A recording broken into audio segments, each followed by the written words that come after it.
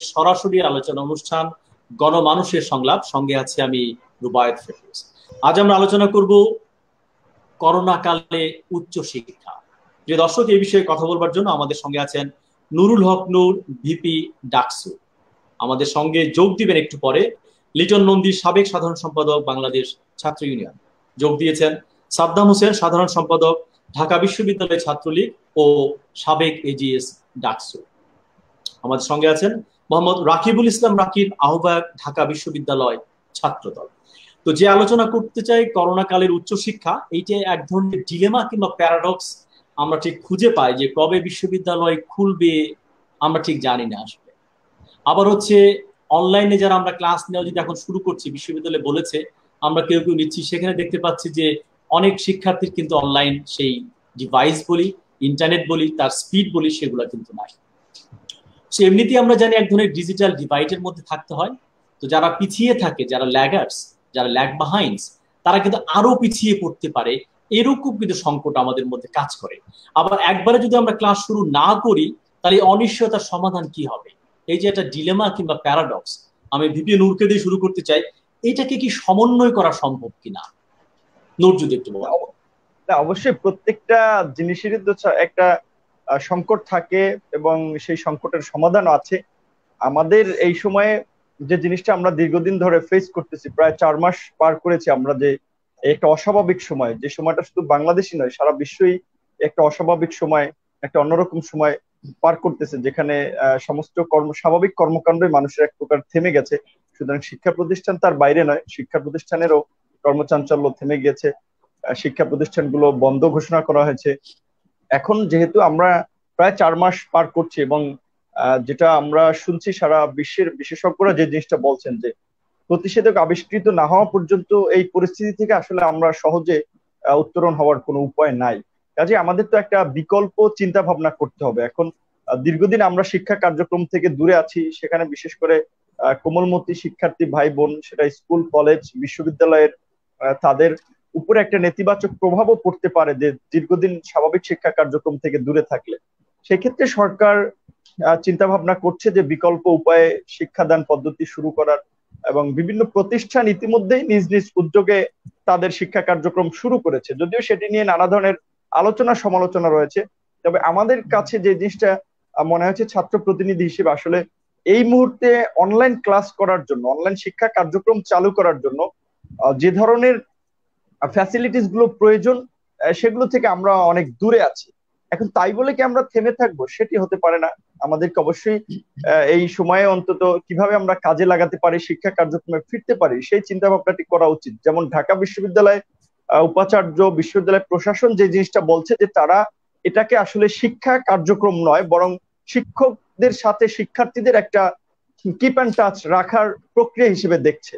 এবং সেখানে যেসব শিক্ষার্থীরা সমস্যা আছে, তারা আর্থিকভাবে তারা চিহ্নিত করেছে, যারা মানসম্মত ডিভাইস যাদের কাছে নাই, তাদের কাছে তারা ডিভাইস পৌঁছে দেওয়ার কথা ভাবছে। এইটা তো বিশ্ববিদ্যালয়ের পক্ষ থেকে এই কাজগুলো করা যায়, কিন্তু অবকাঠামোগত ভাবে যে দ্রুত গতির ইন্টারনেট সুবিধা পৌঁছে দেওয়া যে সমস্ত এলাকায়, বিশেষ করে সমস্ত এলাকায়, এখন এই বিষয়টাকে কিন্তু এখন গুরুত্ব দেওয়া উচিত। স্বাস্থ্য খাতের মতোই এই ইন্টারনেট যাতে সব জায়গায় খুব দ্রুত গতির সেবা থাকতে পারে, সেই বিষয়টি সরকার যদি বিবেচনা করে এবং সরকার যদি বেশ কিছু পদক্ষেপ নেয়, তাহলে কিন্তু এই ইন্টারনেটের যে বিষয়টা আমরা বলছি যে স্পিড পাচ্ছি না, অনেক জায়গায় ইন্টারনেট নাই, সেটির কিন্তু একটা সমাধান হয়। আরেকটি কথা এখানে আসছে স্যার, আরেকটি কথা আমরা যে বৃত্তি দিয়ে ছেলে মেয়েদেরকে স্কলারশিপ দেয়, এখন এই স্কলারশিপের নামই হতে পারে ডেটা দিতে পারে, তাদেরকে ভালো ইন্টারনেট দিতে পারে, তাদেরকে ডিভাইস দিতে পারে। মানে 21 শতকের নতুন চিন্তাগুলো আমাদের করা উচিত আসলে গতানুগতিকগত জায়গা থেকে। আমি আসবো আপনার কাছে আবারও। আমি একটু শেষ করছি, আমি একটু 30 সেকেন্ড একটু অ্যাড করছি যে এখানে যে জিনিসটা, যেমন সরকারের পক্ষ থেকে এটা নেওয়ার, এখন আমরা আলোচনা করলাম যে ঢাকা বিশ্ববিদ্যালয়ের ঘটনাটা নিয়ে, বা ঢাকা বিশ্ববিদ্যালয় এই ধরনের পদক্ষেপ নিচ্ছে, কিন্তু এই পদক্ষেপগুলো অন্যান্য বিশ্ববিদ্যালয়, কলেজের ক্ষেত্রে নেওয়া সম্ভব কিনা সেটি আমাদেরকে ভাবতে হবে। এখন সব সম্ভব, আসলে সরকার যদি আন্তরিকভাবে কিছু পদক্ষেপ নেয়, সেই ক্ষেত্রে অনেক কিছুই সম্ভব। এবং কর্পোরেট প্রতিষ্ঠানগুলো যদি একটু এগিয়ে আসে, যেমন ধরেন রবি, গ্রামীণ ফোন, এসব মোবাইল কোম্পানিগুলো যদি শিক্ষার্থীদের 5 GB ডেটা অন্তত মাসে দেয়, ফ্রি দেয়, এটা তো তাদের একটা কর্পোরেট যে সিএসআরএস প্রজেক্ট আছে, যে আপনার সোশ্যাল রেসপন্সিবিলিটির জায়গা থেকে কাজগুলো করে, সেটাও কিন্তু একটা দেখেছেন যে এই করোনা কালে কিন্তু সবার ব্যবসায় মোটামুটি কমে গেছে, কিন্তু এই আইটি সেক্টরের ব্যবসা এবং মোবাইল ফোনের কোম্পানির ব্যবসা কিন্তু বরং বেড়ে যাচ্ছে। আসলে সবাই তার উপর নির্ভরশীল, কাজে সামাজিক দায়িত্বশীলতার অংশ থেকে তারা কিন্তু একটা ফ্রি এডুকেশন সার্ভিস জন্য দিতেই পারে। তো সাদ্দাম, আমি আপনার কাছে আসবো। আমরা জানি যে এই সরকারের কতগুলো ডিজিটাল বাংলাদেশ একটা অন্যতম বড় পলিসি ছিল, তার সুবিধা কিন্তু আমরা পেয়েছি। আমরা বিকাশের মাধ্যমে বলি, হচ্ছে আমরা নগদের মাধ্যমে বলি, লেনদেন করতে পেরেছি। আমরা বিভিন্ন অ্যাপস এর মাধ্যমে খাবার আদান প্রদান করতে পেরেছি করোনাকালীন সংকটের সময়। আমরা উবার পাঠাওয়ের সুবিধাগুলো পেয়েছি, অনেক সুবিধা কিন্তু করোনার সময় আমরা দারুণ ভাবে পেয়েছি। এখন কি আইনস্টাইন বলেছেন যে কোনো ক্রাইসিস একটা অপরচুনিটিও বটে। এই সংকটটাকে আমরা একটা সুযোগে রূপান্তরিত করতে পারি কিনা, ঢাকা বিশ্ববিদ্যালয় সহ পুরো বিশ্ববিদ্যালয়গুলো একটা স্ট্রং অনলাইন ইনফ্রাস্ট্রাকচার তৈরি করা, বোথ টিচার এবং স্টুডেন্ট। সাদ্দাম যদি বলেন। হ্যাঁ, ধন্যবাদ স্যার একটি সময়োপযোগী বিষয় নিয়ে আলোচনা সুযোগ করে দেওয়ার জন্য।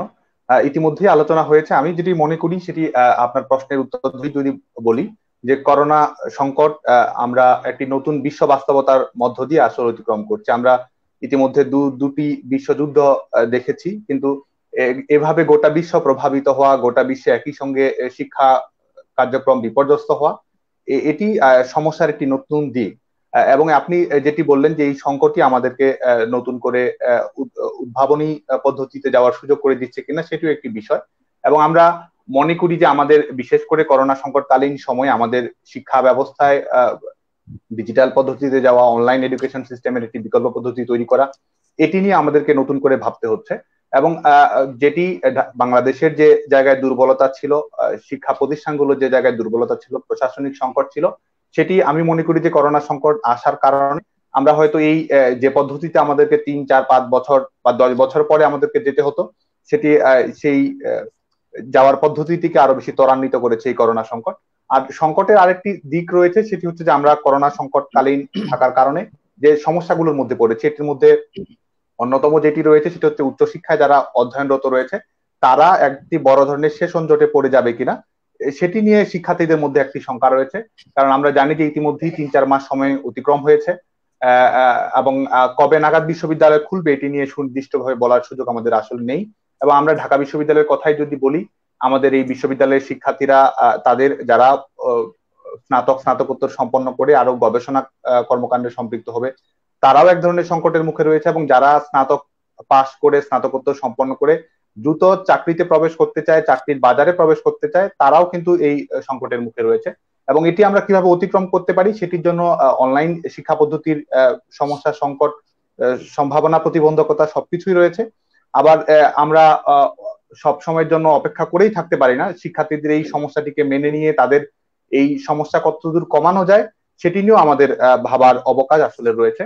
এবং বিশেষ করে আমরা পাবলিক বিশ্ববিদ্যালয়গুলো নিয়ে যেহেতু ইতিমধ্যে ডাক্তার সাবেক বিপিন হক নূর যেটি বলেছেন যে আমাদের বাইরের বিশ্ববিদ্যালয়গুলো, প্রাইভেট বিশ্ববিদ্যালয়, পাবলিক বিশ্ববিদ্যালয়, বিশ্ববিদ্যালয়ের অধীন কলেজ, জাতীয় বিশ্ববিদ্যালয়ের অধীন কলেজ, সেসব বিশ্ববিদ্যালয়ের শিক্ষার্থীদের নিয়েও ভাবতে হবে। এবং আমরা আমাদের বাংলাদেশের বাস্তবতায় জানি যে আমাদের পাবলিক বিশ্ববিদ্যালয়ে সম্ভবত 8 লাখ 9 লাখের মতো শিক্ষার্থী রয়েছে, প্রাইভেট বিশ্ববিদ্যালয়ে 3 লাখ 4 লাখের মতো শিক্ষার্থী রয়েছে। এবং আমরা আমাদের সংকটের সঙ্গে যদি বিশ্বের অন্যান্য দেশের শিক্ষা পদ্ধতি এই মুহূর্তে কি চ্যালেঞ্জ অতিক্রম করছে সেটিও আমাদেরকে পর্যবেক্ষণ করে দেখতে হবে। তারপরে আপনার প্রশ্নের সূত্র ধরে আমি কিছু জায়গায় হয়তো আলোকপাত করতে পারি। আমরা মার্কিন যুক্তরাষ্ট্রের বিষয়গুলো আমরা দেখেছি, সেখানে যারা মার্কিন যুক্তরাষ্ট্রের নাগরিক নয় সেসব শিক্ষার্থীদের উপর কি ধরনের প্রভাব পড়ছে, তাদেরকে অনলাইন এডুকেশনের সুযোগ থাকলে যুক্তরাষ্ট্র থেকে দেশে ফেরত আসতে হবে সে ধরনের নিয়ম কানুন অবলম্বন করছে। আমরা কিছুদিন আগে আমরা নিউজ দেখলাম কেনিয়াতে তারা তাদের এবছরের একাডেমিক সেশন তারা একেবারে সম্পূর্ণ বন্ধ করে দিয়েছে, আগামী বছর থেকে তারা তাদের কর্মকাণ্ড পরিচালনা করবে। আমি কিছুদিন আগে ভারতীয় একটি নিউজের দেখছিলাম, আমাদের হারবারের স্টুডেন্টরা বলেছে যে আমরা টাকা দিয়েছিলাম, ফিস দিয়েছিলাম, আমরা তো অফলাইনে সরাসরি ক্লাস করবার জন্য, কাজে আমাদের টাকা ফেরত দিতে হবে, সেরকম বক্তব্য কিন্তু এসেছে। হ্যাঁ, সেটি নিয়েও মামলা হয়েছে। অনলাইনে ক্লাস করার জন্য এত ফিস দিই নাই। জি হ্যাঁ, আমাদের দক্ষিণ এশিয়ার বাস্তবতা যদি বলি, আমাদের দক্ষিণ এশিয়ার অন্যতম একটি শীর্ষ বিশ্ববিদ্যালয় জওহরলাল নেহরু বিশ্ববিদ্যালয়, সেখানকার শিক্ষক সমিতির সাবেক 2 জন সভাপতি তারা একটি জরিপ পরিচালনা করেছেন এবং তারা শিক্ষকদের অবস্থাটি বলেছেন যে 70% শিক্ষার্থী আসলে অনলাইন এডুকেশন পদ্ধতির সঙ্গে এটির মাধ্যমে যে উচ্চশিক্ষার যে বৃহত্তর লক্ষ্য সেটি পূরণ করা সম্ভব নয় বলে তারা মনে করেছে। এবং জেএনইউ যে ইতিমধ্যে অনলাইন এডুকেশন সিস্টেমের আওতায় শিক্ষার্থীদেরকে ক্লাস নিয়েছে, সেখানেও তারা দেখিয়েছে যে সেখানে মাত্র 33% সম্ভবত ছেলে এবং 29% মেয়ে সম্ভবত সেখানে অংশগ্রহণ করছে। সেটি একটি বাস্তবতা। কিন্তু আমরা আপনি যেটি বললেন যে আমরা এই সংকট থেকে কিভাবে সম্ভাবনার দুয়ার উন্মোচন করতে পারি, এবং সেটির জন্য কিছু প্রাতিষ্ঠানিক পরিবর্তন প্রয়োজন। ঢাকা বিশ্ববিদ্যালয় ইতিমধ্যে অনলাইন এডুকেশন, অনলাইন পদ্ধতিতে ক্লাস নেওয়ার চেষ্টা করছে, কিন্তু আমরা মনে করি যে এর আগে যেসব প্রাতিষ্ঠানিক পরিবর্তন প্রয়োজন, ঢাকা বিশ্ববিদ্যালয়ের শিক্ষার্থীরা যে ধরনের সংকট মোকাবেলা করে সেসবকে যেভাবে অ্যাড্রেস করা প্রয়োজন সেটি পর্যাপ্তভাবে করা হয়নি বলে আমি মনে করি। বিশেষ করে আমাদের, আপনি যেটি বললেন যে আমাদের ডিজিটাল ডিভিশন যেটি রয়েছে, ডিজিটাল ডিভাইড যেটি তৈরি করে শিক্ষার্থীদের ইন্টারনেটের উপর অ্যাক্সেস, সেটি সমান্তরাল ভাবে না থাকা, এবং আমাদের ইন্টারনেটের গতি সেটি বাংলাদেশের প্রত্যন্ত অঞ্চল রয়েছে, পাহাড়ি অঞ্চল রয়েছে, সেসব জায়গার শিক্ষার্থীরা কিভাবে এটির সঙ্গে সম্পৃক্ত হবে সেটি একটি বিষয়। আমাদের ইন্টারনেট ডাটা যেটি রয়েছে সেই আর্থিক দায়ভারটি বা কে বহন করবে সেটি শিক্ষার্থীর পক্ষে বহন করা কতটুকু সম্ভব সেটিও মনে রাখতে হবে। এবং আমরা এই জায়গায় মনে করি যে এই জায়গায় বিশ্ববিদ্যালয়কে দায়িত্ব নিতে হবে, সরকারকে দায়িত্ব নিতে হবে, এবং আইসিটি মিনিস্ট্রিকে তাদেরকে একটি সঠিক রূপকল্প দাঁড় করাতে হবে। এবং আমি মনে করি যে স্যার, আমি শেষ করছি 30 সেকেন্ডে, সেটি হচ্ছে যে আমাদের বিশেষ করে ইউনেস্কো, এশিয়ান ডেভেলপমেন্ট ব্যাংক এদের কাছ থেকে আর্থিক সহায়তা নিয়ে যদি আমরা অন্তত সেপ্টেম্বর, অক্টোবর, নভেম্বর পর্যন্ত আমাদের ইন্টারনেটের খরচের ব্যয়ভারটি প্রাতিষ্ঠানিকভাবে বহন করতে পারি, তাহলে আমি মনে করি যে এটি যুগোপযোগী পরিবর্তন। অনেক ধন্যবাদ। আমি আপনার কাছে আবারও ফিরে আসবো। রাকিব, যদি একটু বলেন এই একই বিষয় নিয়ে প্রশ্ন আসলে, যে অনলাইনের যে ডিভাইড তৈরি করছে, আবার একই সময় আমরা কতকাল অপেক্ষা করব আমাদের ক্লাসের জন্য, এই দুটোকে কিভাবে আমরা সমন্বয় করব? আজকাল কিন্তু বলা হচ্ছে ব্লেন্ডেড লার্নিং নামে একটা পদ্ধতির কথা বলা হচ্ছে, যে যখন এই সময় থেকে আমরা অতিক্রম করে যাব তখনও 40% অনলাইন হবে, 60% অফলাইন হবে, কিংবা 60% অফলাইন হবে, 40% অনলাইন হবে। এরকম 60-40 মডেল, নানান ধরনের এক্সপেরিমেন্ট কিন্তু হচ্ছে। রাকিব, যদি একটু বলেন। ধন্যবাদ স্যার। প্রথমেই যেহেতু অবকাঠামো করোনাকালে উচ্চশিক্ষা নিয়ে যে প্রসঙ্গটি এসেছে সে বিষয়ে আমি প্রথমে বলতে চাই, এখানে যে আলোচনা হয়েছে এখানে স্যার মূল দায়িত্ব পালন করতে হবে সরকারের। কারণ বাংলাদেশের যে প্রাইভেট বিশ্ববিদ্যালয়গুলো রয়েছে তারা হয়তো তাদের মতো করে আর্থিক কিছুটা রয়েছে, এবং স্টুডেন্ট যারা রয়েছে সেখানে তাদের কিছু আর্থিক সক্ষমতা রয়েছে বাস্তবতা, কিন্তু যে পাবলিক ইউনিভার্সিটিগুলো রয়েছে তাদের কিন্তু আর্থিক বাস্তবতা আমাদেরকে মনে রাখতে হবে। সেক্ষেত্রে যে ডিভাইসের যে বিষয়টা এবং ইন্টারনেটের ডাটা প্যাক কেনার যে বিষয়টা, সেটি কিন্তু অবশ্যই বাস্তবিক অর্থে প্রায় 40-50% ক্ষেত্রে খুবই দুরূহ বিষয়। সেটি প্রথম আলোর একটা জরিপে উঠে এসেছে যে 50%-এর উপরে সেই সক্ষমতাটা নেই পাবলিক যে ইউনিভার্সিটিগুলো সেখানে। তো সেক্ষেত্রে বাস্তবতা হলো যে পাবলিক ইউনিভার্সিটি শুধুমাত্র কর্তৃপক্ষকে দায় চাপালে হবে না, এক্ষেত্রে অবশ্যই সরকারের যুগোপযোগী সিদ্ধান্ত নেওয়া উচিত ছিল। বিশেষ করে যে লাস্ট যে বাজেটটা হলো সে বাজেট অবশ্যই স্পেশালি 1 নম্বর চিকিৎসা এবং 2 নম্বর শিক্ষা অগ্রাধিকার ভিত্তিতে বিবেচনা করা ছিল। আর আমি ব্যক্তিগতভাবে মনে করি যে অনলাইনের যে সিস্টেমটা সেখানে ডাটা প্যাকের যে বিষয়টা আসছে, এটার জন্য আমার মনে হয় না যে বড় ধরনের কোনো ইনভেস্টমেন্ট প্রয়োজন। কিন্তু এই 6 মাস সময় পাওয়ার পরও সরি টু সে, আমি এখনই বলে নিচ্ছি, এই সরকার কিন্তু অবৈধ সরকার এবং একটি ভূতচোর সরকার। সেহেতু 6 মাস সময় পাওয়ার পরও এই অবৈধ সরকার কিন্তু তাদের বাজেটে শিক্ষা, চিকিৎসা কিংবা জনবান্ধব যে বিষয়টা সেটি কিন্তু স্পষ্টভাবে লঙ্ঘিত হয়েছে। সেক্ষেত্রে এখন এই 6 মাস পরে এসে আজকে জুলাই মাস চলছে, সেই জুলাই মাসে এসে আমাদেরকে আলোচনা করতে হচ্ছে যে আমরা কিভাবে কি করব না করব, কি কমিটি হয় না হয়, কি করবে না করবে। এটা কিন্তু আমরা মার্চ, এপ্রিল, মের মধ্যে শেষ করতে পারতাম। এটা হলো বাস্তবতা। তো সেক্ষেত্রে যদি অনলাইন অবকাঠামোতে ঢাকা বিশ্ববিদ্যালয়কে নিয়ে যেতে হয়, সেক্ষেত্রে বাস্তবিক অর্থে যে ডিভাইস পৌঁছে দেওয়ার যে বিষয়টা উঠে এসেছে, আমিও শুনেছি যে উপাচার্য স্যার সহ তাদের কমিটি করে সেগুলো পৌঁছে দেওয়ার ব্যবস্থা করার চিন্তা ভাবনা করছে। অবশ্যই সাধুবাদ জানাচ্ছি, কিন্তু সাধুবাদ জানাতে কষ্ট এই কারণে তারা কিন্তু অনেকগুলো উদ্যোগ নিচ্ছে। আমরা কিন্তু এই করোনা কালে বিগত 2 মাসে 3 মাসে অনেকগুলো মিটিং এর মাধ্যমে একটি উদ্যোগ কিন্তু বাস্তবায়ন হয়নি। তো সেক্ষেত্রে এই অনলাইন যেহেতু এই করোনা কাল দীর্ঘ দিন হয়তো আমাদের এই বাস্তব করোনার সাথে বসবাস করতে হতে পারে, সেক্ষেত্রে অবশ্যই যুগোপযোগী সিদ্ধান্ত নিতে হবে। শুধু মুখে কথায় কথায় ডিজিটাল বাংলাদেশ বললে হবে না, ডিজিটালের স্বপ্ন দেখালে হবে না। যেখানে মোবাইল কল রেট 100 টাকার মধ্যে প্রায় 33 টাকা কেটে নেওয়া হচ্ছে, সেখানে কিভাবে আপনি যতই পরিকল্পনা করেন না কেন সেটা কিন্তু ওই পর্যায়ে গিয়ে আটকে যাবে। সেক্ষেত্রে সরকারকে অবশ্যই এই তাদের পদক্ষেপ নিতে হবে যে কিভাবে এই মোবাইলের কল রেট কমানো যায়, ডাটা প্যাকের কল রেটটা কমানো যায়। আর স্পেশালি শুধুমাত্র স্টুডেন্টদের ক্ষেত্রে হয়তো কোনো প্রকল্প গ্রহণ করা যেতে পারে। সেটা অবশ্যই আমার জানা মতে এখন পর্যন্ত বিশ্বের কোনো দেশে এখন পর্যন্ত মোবাইল কোম্পানি আলাদাভাবে শুধুমাত্র স্টুডেন্টদের জন্য আলাদাভাবে কোনো ডাটা প্যাকের কোনো ব্যবস্থা করতে পারেনি। সেক্ষেত্রে সেই বাস্তবতার কতটা সেইটা একটা চাপ তৈরি করা যায় কিনা, এই মোবাইল কোম্পানিগুলো, টেলকো কোম্পানি হাজার হাজার কোটি টাকা কিন্তু আয় করে, একটা চাপ তৈরি করা যায় কিনা এরকম সংকটের সময় যে শিক্ষা এইসব কোম্পানি জানেন এরা মূলত হচ্ছে craving for money, profit maximize করা প্রধান জায়গা। এদেরকে চাপ তৈরি না করলে আপনি কিছু বের করতে পারবেন না। দেখেছেন এদের নর্মাল ফিস দেওয়ার জন্য কোর্টে যেতে হয়েছে আমাদেরকে কিন্তু। সো আমার মনে হয় যেহেতু আপনারা খুব সচেতন করেন এইগুলা কিন্তু আপনাদের বোধহয় আনা উচিত সামনে আসলে। কেউ কি বলবেন? জি প্লিজ স্যার, এই প্রসঙ্গে বলতে যাচ্ছি যে আপনি যে চাপ তৈরি করার যে বিষয়টা বলছেন, আমরা বাংলাদেশ জাতীয়তাবাদী ছাত্রদল কেন্দ্রীয় সংসদ এবং ঢাকা বিশ্ববিদ্যালয় কিন্তু আনুষ্ঠানিকভাবে সচিব বরাবর এবং ছাত্রদল কেন্দ্রীয় সংসদের নেতৃত্বে সারা বাংলাদেশের প্রতিটি ডিসি বরাবর আজ থেকে 2 মাস আগে এই বিষয়গুলো নিয়ে আমরা একটা স্মারকলিপি দিয়েছি। আমরা বেশ সংখ্যক নেতাকর্মী সেখানে ডিসি অফিসে যুক্ত হয়ে তাদেরকে বলেছি, কিন্তু তারা এক কান দিয়ে শুনে আরেক কান দিয়ে বের করে দেয়। চাপ সৃষ্টি করার কিছু নেই স্যার, এটা হলো শিক্ষার্থীদের জন্য। শিক্ষার্থীরা আজকে তো সবাই যার যার বাসায় বসে আছে, এটা যদি একটা আন্দোলনের রূপ করা যেত, কিংবা যেমন মেট্রো রেল প্রকল্প সেটাও কিন্তু করে নিচ্ছে, কারণ কি সবাই করোনাকালে বাসায় অবস্থান করছে। এখানে অবশ্যই সরকারকে এই জিনিসটা মানে এই বিষয়টা যে অনলাইনের যে বিষয়টা সেখানে মোবাইল কল রেটকে অনেক ধন্যবাদ রাখি, আমি আসবো নিয়মের বাধ্যবাধকতা স্যার শেষ করছি, নিয়মের বাধ্যবাধকতায় রেখে একটা নিয়ম করা উচিত। ধন্যবাদ। অবশ্যই ধন্যবাদ, আমি আপনার কাছে ফিরে আসবো।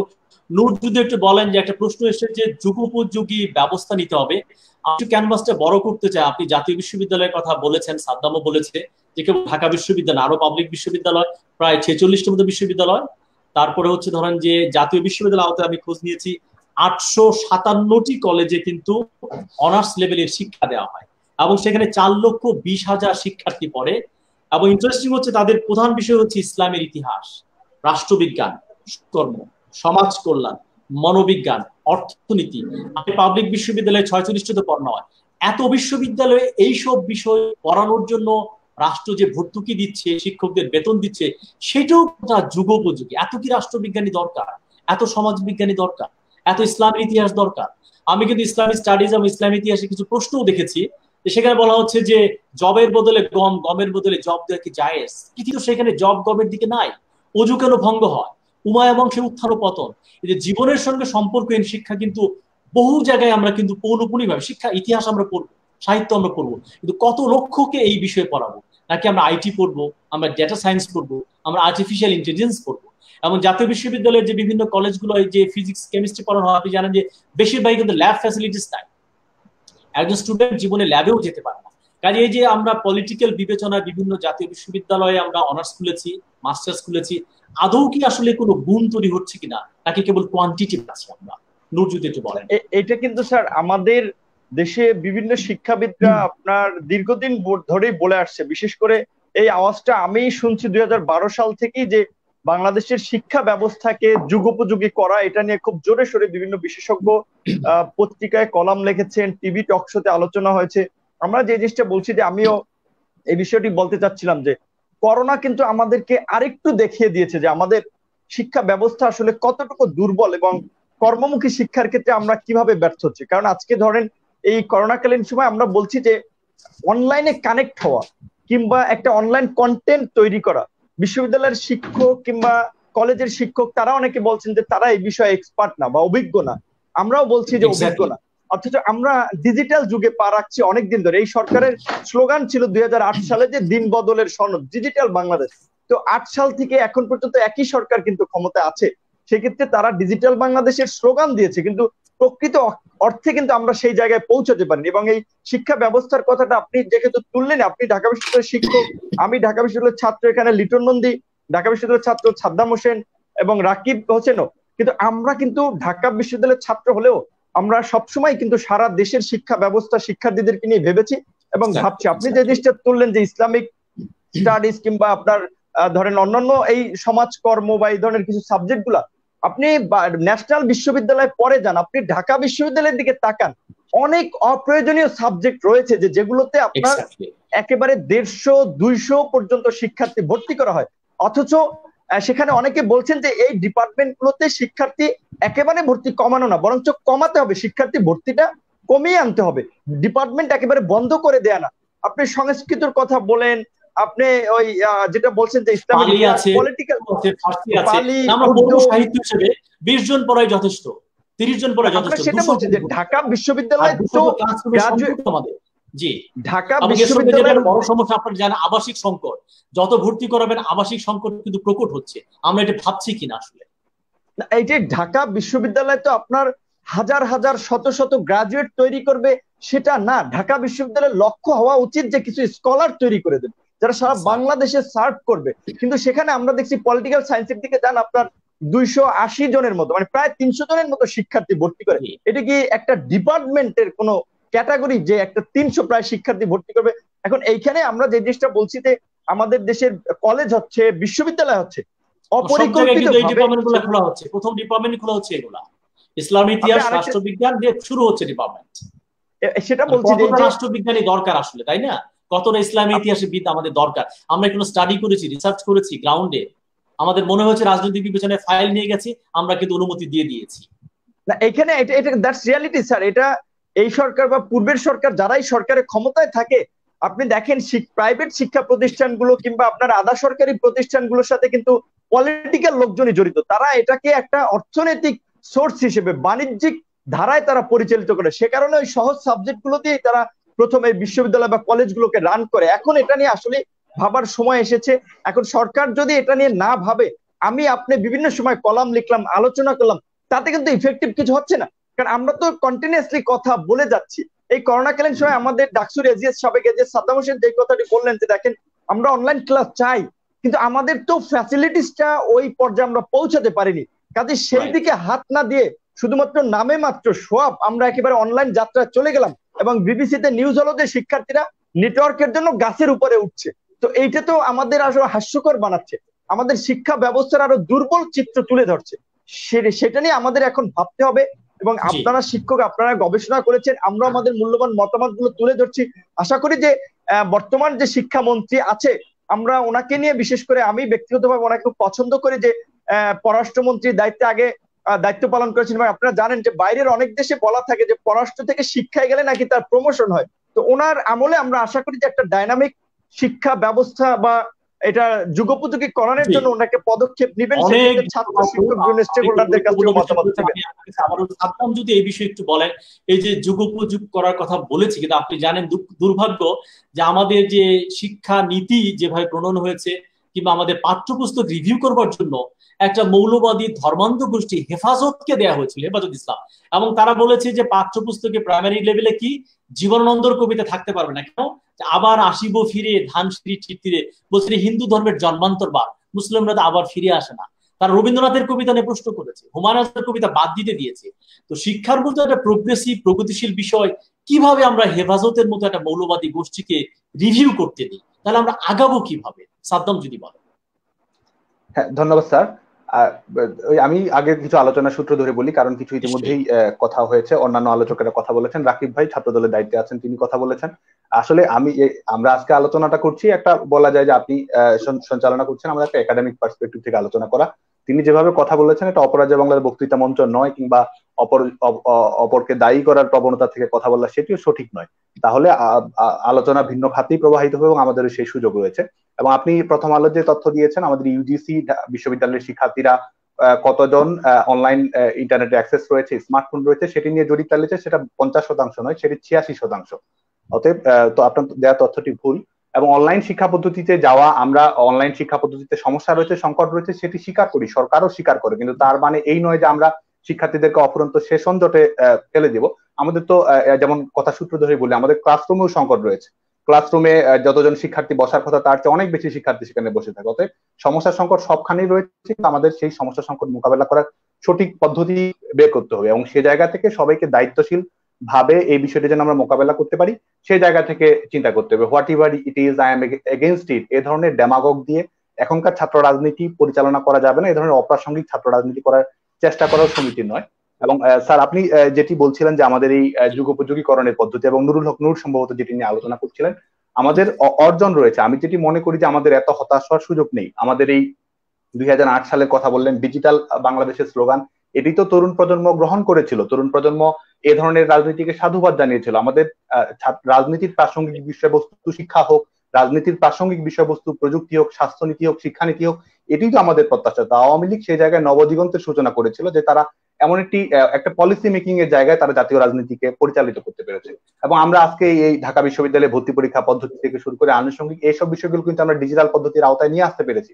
আমি কিছুদিন আগে স্যার আবার একটু বাইরে রেফারেন্স দিই, আমাদের পার্শ্ববর্তী পশ্চিমবঙ্গ, ভারতের পশ্চিমবঙ্গে, সেখানে আমি দেখছিলাম যে সেখানে ছাত্র নেতারা এখনো ভর্তি বাণিজ্যের সঙ্গে জড়িত রয়েছে, চাঁদাবাজির সঙ্গে জড়িত রয়েছে। সেসব জায়গায় যেসব স্টুডেন্টস ইউনিয়ন রয়েছে, তারা সে জায়গায় নিজস্ব সংগঠনের কর্মী বাড়ানোর জন্য, নিজেদের আর্থিক সমৃদ্ধির জন্য বিশ্ববিদ্যালয় প্রশাসনকে চাপ দেয়। আজকে কিন্তু বাংলাদেশের বিশ্ববিদ্যালয়গুলোতে, বাংলাদেশের কলেজগুলোতে একটা সময় এই সমস্যাগুলো ছিল, অথচ আমরা শিক্ষা পদ্ধতিকে ডিজিটাল পদ্ধতিতে কিছুটা রূপান্তর করার কারণে আজকে কিন্তু বিশ্ববিদ্যালয়গুলোতে ভর্তি বাণিজ্য সহ আনুষঙ্গিক বিষয়গুলো অনেক তুলনায় কমে এসেছে। আবাসিক সমস্যা ঢাকা বিশ্ববিদ্যালয়ে, এটি কিন্তু ডাকসুতে যখন আপনি নির্বাচিত হওয়ার আগে কিন্তু একটা ম্যানিফেস্টোর মতো দিয়েছিলেন, সেখানে কিন্তু ছিল যে আবাসিক সমস্যার সমাধানের কথা। সেইটা কি সেই অর্থে করতে পেরেছিলেন আপনারা? এক বছর তো পেরিয়ে গেছে আসলে। হ্যাঁ স্যার, আমরা জানি এই জায়গায় আমাদের অগ্রগতি রয়েছে। কারণ হ্যাঁ স্যার, আমি যেটি মনে করি ঢাকা বিশ্ববিদ্যালয়ের মৌলিক সংকট হচ্ছে আবাসন। অনেক তর্ক বিতর্ক রয়েছে। জি, আবাসন সংকটের সমাধান ছাড়া ঢাকা বিশ্ববিদ্যালয় বৈজ্ঞানিক মানে উন্নীত হতে পারে না। দেখুন স্যার, আমাদের আজকে আবাসন সংকটের জন্য দায়ী করা হয় ছাত্র সংগঠনগুলোকে। ছাত্র সংগঠনগুলো তো বিশ্ববিদ্যালয় আবাসন সংকট তৈরি করেনি, এটি বিশ্ববিদ্যালয় প্রশাসনে তৈরি। আজকে বিশ্ববিদ্যালয়ের শিক্ষার্থীদেরকে গণরুমে থাকতে হচ্ছে, এমনকি এই গণরুমে থাকার কারণে ছাত্র সংগঠনগুলো ছাত্র রাজনীতি পরিচালনা করে। এটিও সত্য, দায় তো ছাত্র সংগঠনগুলোর উপর দেওয়া যাবে জায়গা থেকে যেটি করার চেষ্টা করি। এবং আমরা পূর্ণাঙ্গ আবাসিক বিশ্ববিদ্যালয়ের ধারণাকে সামনে নিয়ে আসার চেষ্টা করেছি। এবং বিশ্ববিদ্যালয়ের আপনি জানেন যে বিশ্ববিদ্যালয় কিছুদিন আগে মাস্টার প্ল্যান প্রণয়ন করেছে। সেই মাস্টার প্ল্যান প্রণয়নের আগে বিশ্ববিদ্যালয়ের বর্তমান যে সক্ষমতা 18,000 যে শিক্ষার্থীর সক্ষমতা রয়েছে, সেটাকে 32,000 শিক্ষার্থীর সক্ষমতায় রূপান্তরিত করার পরিকল্পনা বাস্তবায়নের দিকে যাচ্ছে। এবং এই মুহূর্তেও আমাদের, যখন আমরা আলোচনাটি করছি, জগন্নাথ হলে নতুন বর্ধিত ভবনের কাজ শেষ হয়েছে, আমাদের বঙ্গবন্ধু হলে বর্ধিত ভবনের কাজ শেষ হয়েছে। তো আমরা মনে করি যে সেই আবাসন সংকটের স্থায়ী সমাধান করার মাধ্যমেই ঢাকা বিশ্ববিদ্যালয়ের মৌলিক রূপান্তর করা। যে প্রশ্নটা আমরা যেটা তুলছিলাম যে আবাসিক সমস্যার সঙ্গে ছাত্র কোন ডিপার্টমেন্টে কত বেশি ভর্তি করছি, এটি কিন্তু সরাসরি হাইলি কোরিলেটেড। যেসব বিষয়ের কথা কিন্তু নূর অনেকগুলো বলবার চেষ্টা করছি, এখানে আদৌ 300 দরকার আছে, 200 দরকার আছে। আমরা কি ভাববো না যে এখানে আমরা ডিপার্টমেন্ট নতুন খুলতে পারি, আর্টিফিশিয়াল ইন্টেলিজেন্স, ডাটা সায়েন্স, আর নতুন পুরনো বিষয়গুলো তো রয়েছে। এই যে প্রতি বছর বাড়তি ভর্তি করছি, আদৌ কি আমরা কোনো নিড অ্যাসেসমেন্ট করছি কিনা? একসময় পুরো জাতির একটা বিশ্ববিদ্যালয় ছিল, তখন সব ঢাকা বিশ্ববিদ্যালয়ে পড়াতে হতো। এখন রাষ্ট্রবিজ্ঞান প্রায় 500 জায়গায় পড়ানো হয়, জাতীয় বিশ্ববিদ্যালয় সব যদি আপনি হিসাব করেন। তাহলে কেন আমরা এখানে সংখ্যা বাড়াচ্ছি? কেন ইসলাম ইতিহাসে, পালি ইতিহাস, সংস্কৃতি আমরা জায়গা বাড়াচ্ছি? এর সঙ্গে কিন্তু আবাসিক সম্পর্কটা খুবই কিন্তু ওতপ্রোতভাবে জড়িত। এই ব্যাপারে কি আপনারা কথা বলতে চান কিনা, সামনে বলা উচিত কিনা মনে হয় কিনা? আমি শিক্ষক হিসেবে সারাক্ষণ কিন্তু ফিল করেছি। এবার আমার ডিপার্টমেন্ট, সাংবাদিকতা ডিপার্টমেন্ট, আমরা কিন্তু বাড়াতে দিইনি।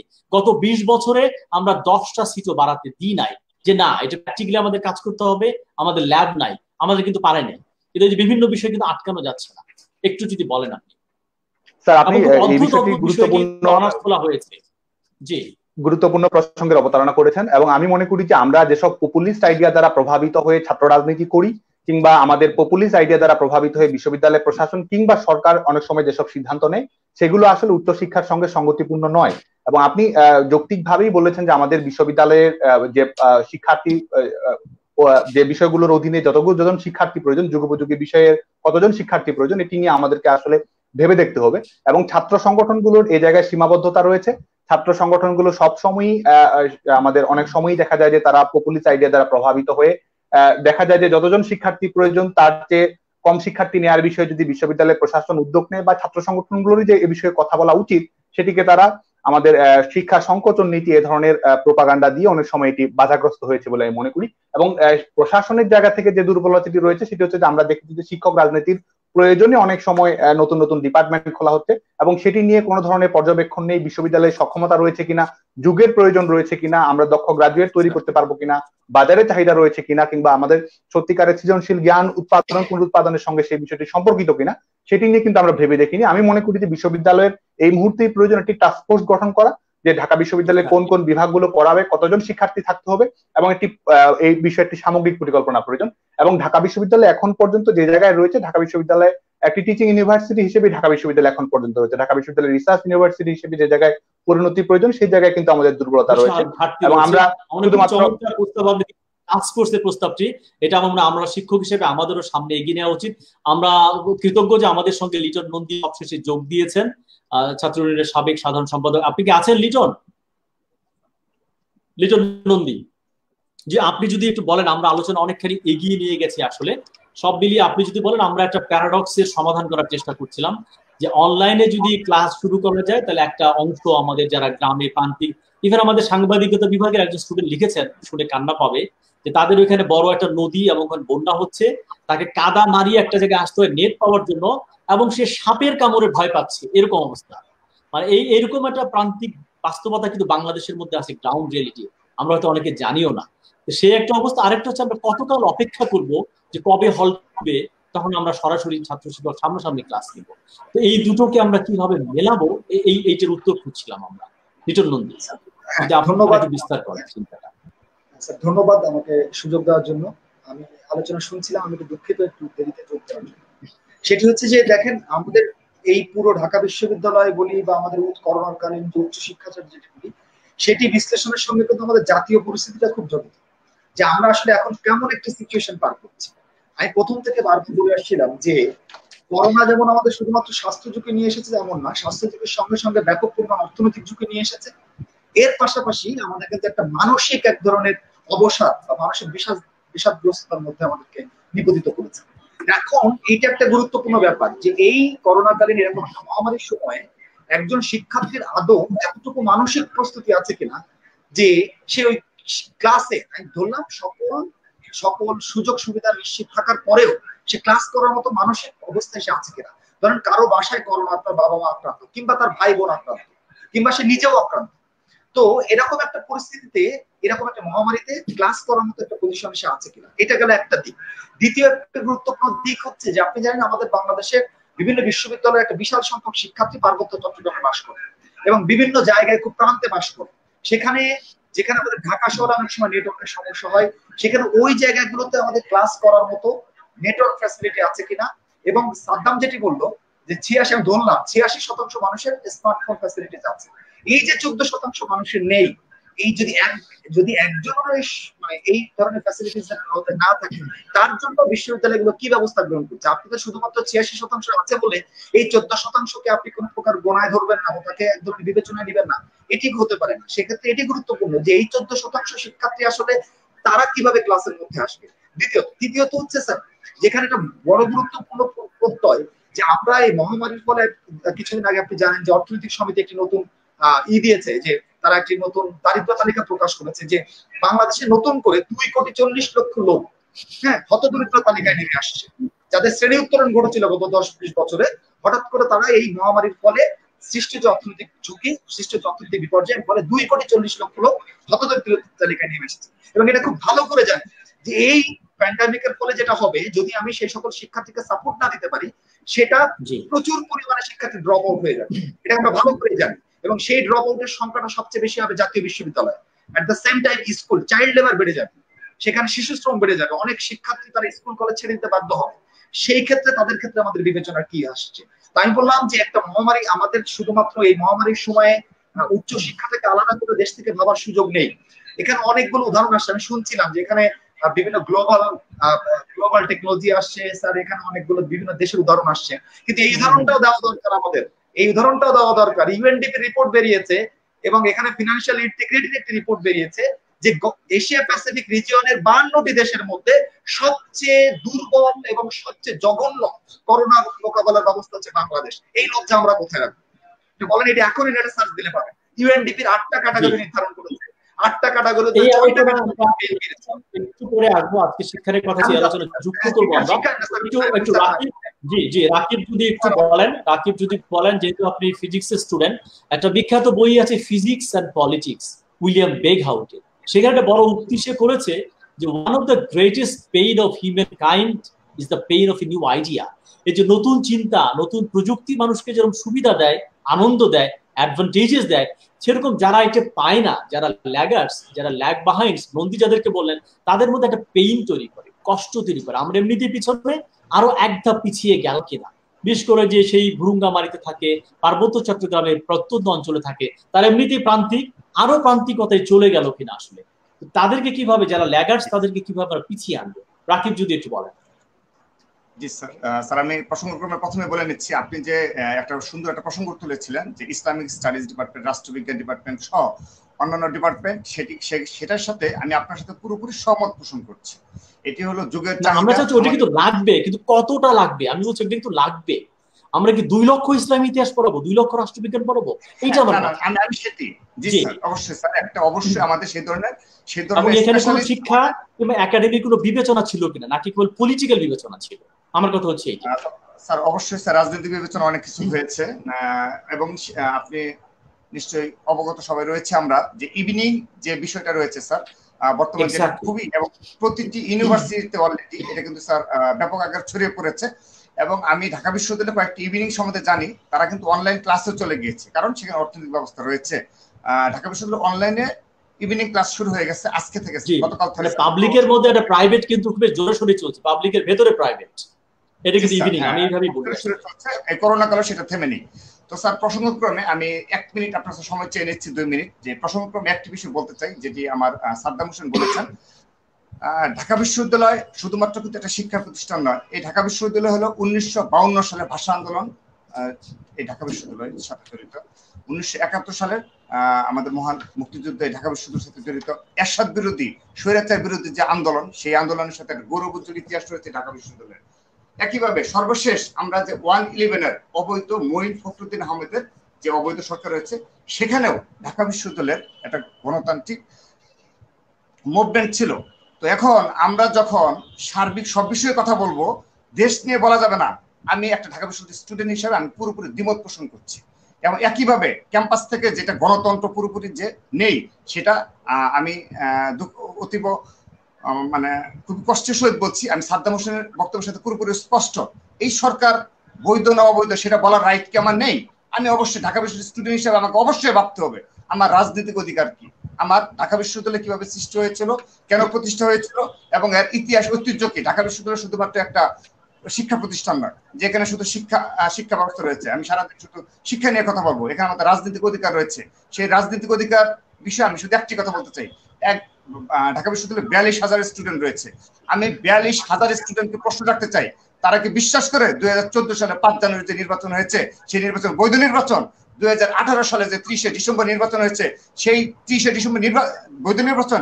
একইভাবে যে সাদ্দাম হোসেন আজকে এজিএস হয়েছে, এবং যে ভিপি নূর যে ভিপি হয়েছে 2019 সালের যে 11ই মার্চের যে ডাকসু নির্বাচন, আপনার বিবেকের কাছে প্রশ্ন করুন, এটা কি একটা বৈধ নির্বাচন ছিল? তো একটা বৈধ না অবৈধ নির্বাচন, সেই বিষয়ে আমি বলতে পারবো না। আমি এই প্রশ্নটা ব্যক্তিগত আক্রমণ না করা ভালো, আমরা ইস্যু নিয়ে কথা বলে ভালো হয়, ওদের নাম ধরে ব্যক্তিগত আক্রমণ করা না, আমরা ইস্যু নিয়ে কথা বলবো। আমি একটু নূরের কাছে আবার ফিরে আসবো যে শিক্ষার আলোচনা একটু শেষ করেন আপনি। হ্যাঁ, তো আমি সেজন্য যে ঢাকা বিশ্ববিদ্যালয়ের একজন স্টুডেন্ট হিসাবে আমি ঢাকা বিশ্ববিদ্যালয়ের ঐতিহ্য হিসাবে আমি একটি কথা শুধু বলতে চাই। আপনি নিশ্চয়ই বলবেন, কিন্তু আমার কথা হচ্ছে যে সাদ্দাম যেটা রাইটলি পয়েন্ট আউট করেছে, আমার মনে হয় আপনি যে অর্জনগুলোর কথা বলেন সেগুলো মূলত আন্দোলন সংগ্রাম, অনেক বড় বড় অর্জন, সেগুলো মাথার উপরে রাখি। কিন্তু বিশ্ববিদ্যালয়ের প্রধান কাজ হচ্ছে কিন্তু একটা বুদ্ধিবৃত্তির চর্চা করা, ইন্টেলেকচুয়াল প্র্যাকটিস, গবেষণা। সেখানে কিন্তু আমরা অনেকখানি পিছিয়ে যাচ্ছি।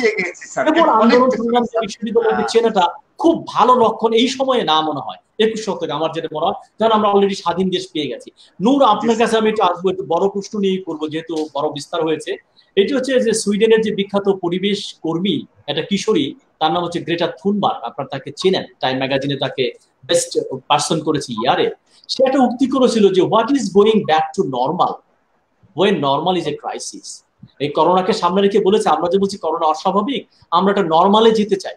সে বলছে নর্মালটাই তো ক্রাইসিস।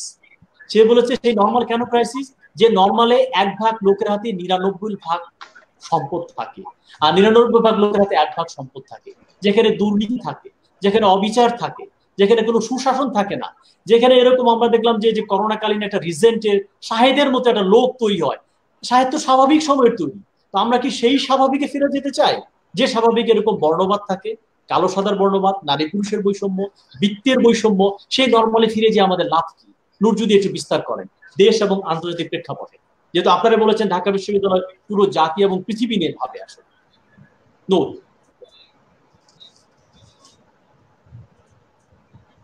একটু সাউন্ড পাচ্ছি না আপনার, একটু নূর যদি আনমিউট করেন আপনি। হ্যাঁ জি সরি স্যার, আমরা আজকে এখানে যে আলোচনাটা আপনি প্রসঙ্গটা তুলেছেন খুবই গুরুত্বপূর্ণ বিষয়। আপনি 45 মিনিট বোধহয় প্রোগ্রাম করেন, কিন্তু প্রয়োজনে আজকে একটু বেশি সময় নেন, কারণ হচ্ছে আলোচনাটা হওয়া দরকার। যেটা আপনি বলছিলেন যেমন একাডেমিক জি জি আমি বলছি স্যার যে আপনি একাডেমিক পারপাসটা নিয়ে আসলেন, যে ঢাকা বিশ্ববিদ্যালয়ে একটা কথা বলছেন, ঢাকা বিশ্ববিদ্যালয়ে অ্যাপ্লাইড ফিজিক্স এর মতো সাবজেক্ট বন্ধ করে দেওয়া হয় কারণ সেখানে শিক্ষক পাওয়া যাচ্ছে না। তারপরে আপনি printing press and publication department নামে একটা ডিপার্টমেন্ট খোলা হয় এই যুগে এসে।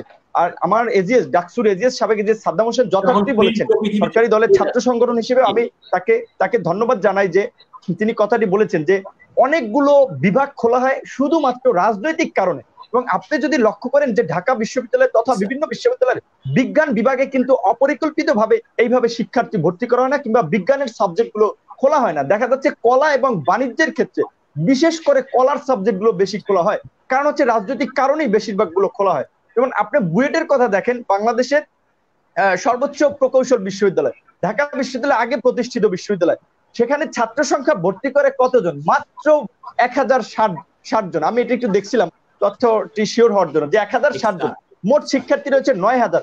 তো ঢাকা বিশ্ববিদ্যালয়ে কেন আমার প্রতি বছর 6000 শিক্ষার্থী ভর্তি করতে হবে? এবং তার মধ্যে আপনি যদি অনুপাত দেখেন, সায়েন্সে ভর্তি করা হয় মাত্র 17 জন, এবং সায়েন্সের কোন বিভাগেই কিন্তু এইভাবে অপরিকল্পিত ভাবে ভর্তি করা হয় না।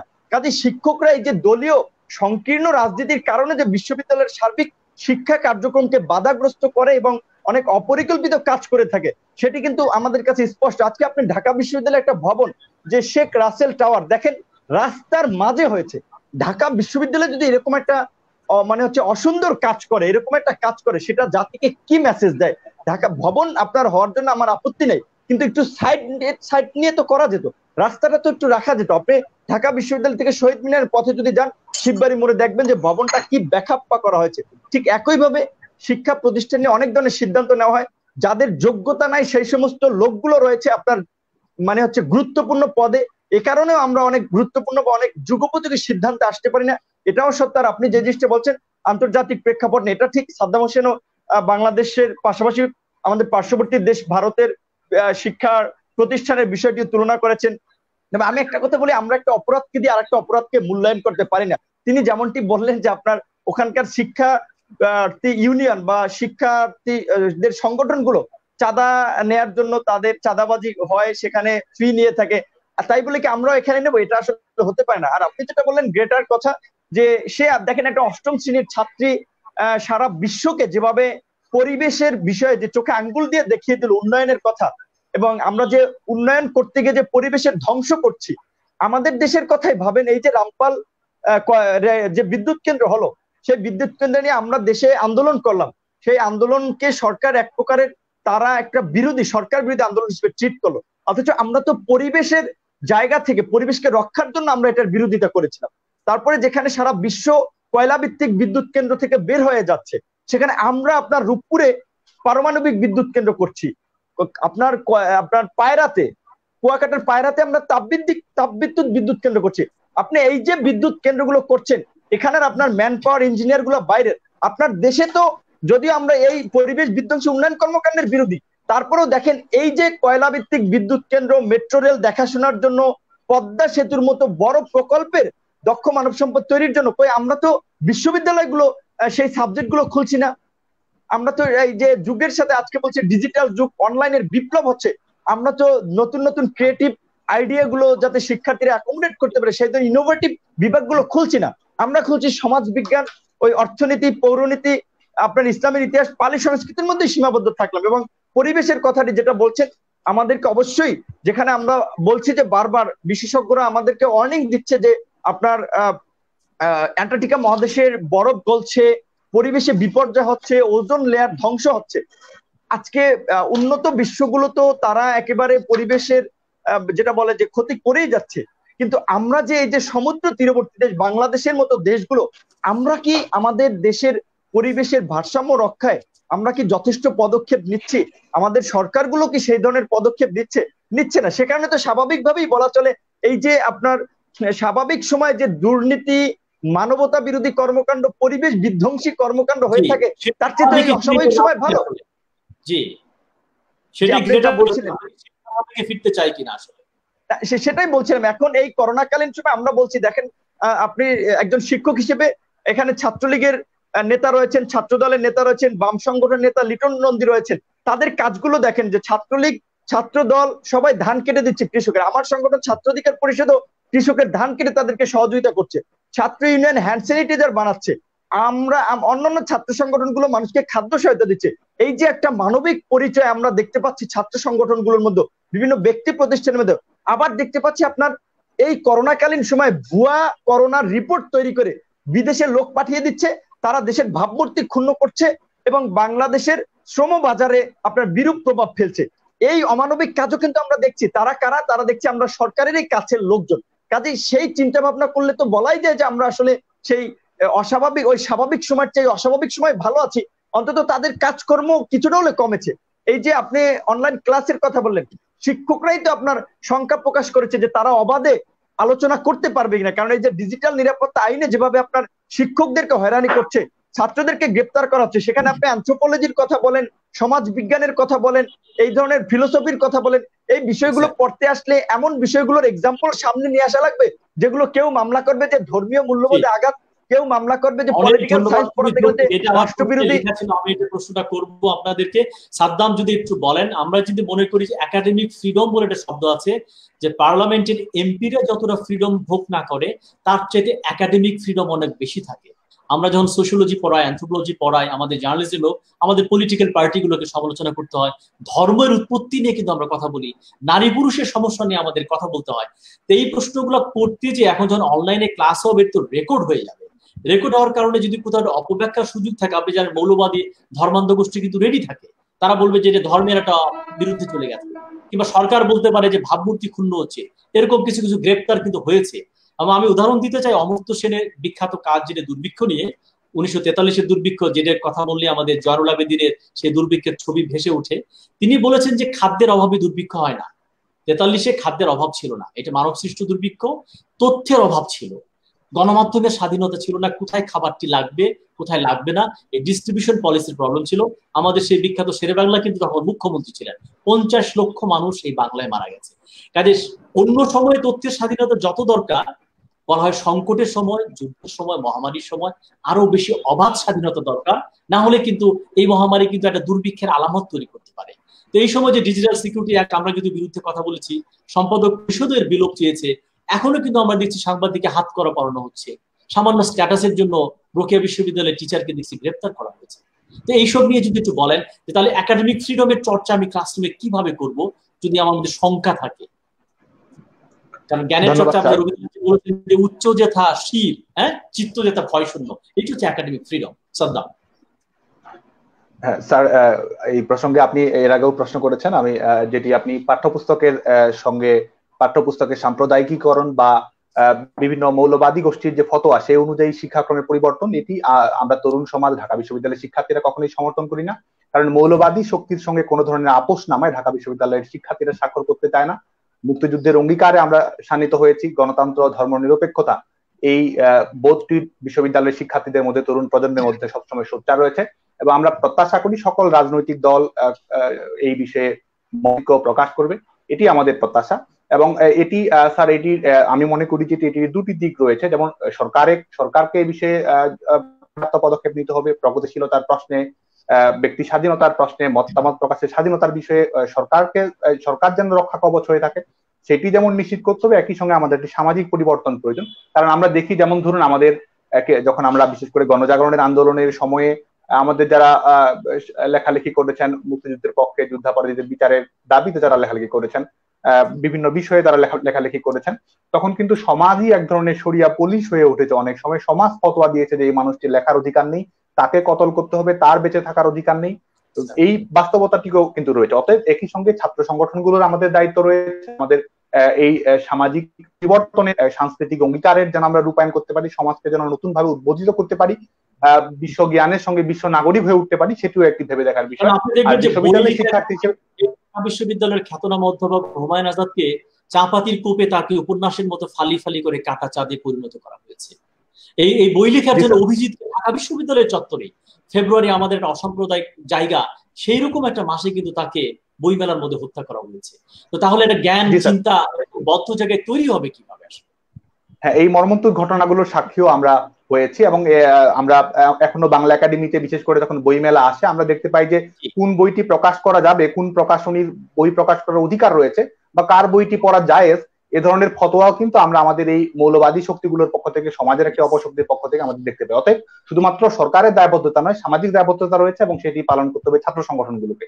এবং আপনি যে একাডেমিক ফ্রিডমের কথা বলেছেন, শিক্ষার্থীদের তরুণদের মত প্রকাশের স্বাধীনতার কথা বলেছেন, আমরাও সেটি বিশ্বাস করি। সবাই যার যার মতামত প্রকাশ করবে, ব্যক্তি স্বাধীনতার চিন্তা করবে, গবেষণা করবে, সেটি আমাদের প্রত্যাশা। কারণ একই মতের মানুষ নিয়ে হয়তো রাজনৈতিক দল হয়, কিন্তু একই মতের মানুষ নিয়ে তো আর বিশ্ববিদ্যালয় হয় না। অতএব সেই জায়গায় আমাদেরকে সঠিক দায়িত্ব পালন করতে হবে। এবং আবারও বলছি, আমাদের ধর্মীয় শক্তিগুলোর সঙ্গে আমরা যদি আপোষ করতে চাই, বিশেষ করে তরুণ প্রজন্মের কোনো একটি অংশ যদি তাদেরকে পৃষ্ঠপোষকতা প্রদান করে, সেটিও কিন্তু দুর্ভাগ্যের বিষয়। তরুণ প্রজন্মকে আপনি যেটি বললেন যে আমাদের উচ্চ জেতা শিব, সেই মাথা নত না করার শপথ এই তরুণ প্রজন্মকে গ্রহণ করতে হবে। স্যার, আমি আরেকটু বিষয় নিয়ে আলোচনা করতে চাই। জঙ্গিবাদের সঙ্গে যুক্ত হয়ে যাচ্ছে, ধর্মান্ধ গোষ্ঠীর সঙ্গে যুক্ত হয়ে যাচ্ছে, আপনারাও তরুণ, সেইটিও কিন্তু আমাদের ভাবতে হবে। আমরা কিন্তু দেখেছি যে শাহবাগে যেরকম আমরা গণজাগরণ মঞ্চে আমরা প্রগতিশীল অসাম্প্রদায়িক মানুষকে দেখেছি, একই সঙ্গে শাপলা চত্বরে কিন্তু আমরা তারাও তরুণ কিন্তু হেফাজতের দেখেছি। তা আমি বলতে চাই যে শাহবাগ যদি থিসিস হয়, শাপলা চত্বর কিন্তু এন্টি থিসিস। আমরা হয়তো তাদেরকে ওখান থেকে উৎখাত করতে পেরেছি, কিন্তু এই মৌলবাদী ধর্মান্ধ শাপলা চত্বরের তরুণটা কিন্তু বাংলাদেশে দে ডু এক্সিস্ট, এবং সেই মৌলবাদী পুরনো 13 দফা নিয়ে তারা কিন্তু বাস করে। তো এটাকে সিনথেসাইজ করবো আমরা কিভাবে? দুটো শক্তি কিন্তু বাড়ছে এবং বর্তমান রয়েছে আসলে।